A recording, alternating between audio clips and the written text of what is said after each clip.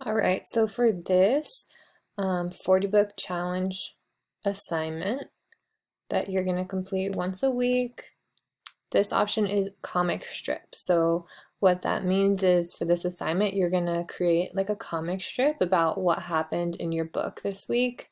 And remember that your work is always relevant to what your most recent reading. So whatever was happening this week in your book.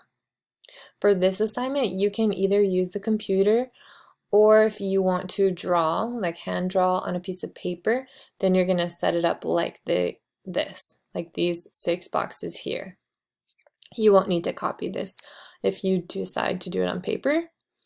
So you do need to have this information here. What's your book title? What pages did you read this week? And your genre. And then in these boxes, you're going to put a little dialogue or description of the scene that you're creating, and then put your illustration. So each box will have an image and a little description. So you can be creative with it if you like to reference a comic and look how they kind of structure theirs. Either your description, your text, could be dialogue between some characters, it can be thought bubbles, it can be just a description of the scene that's happening.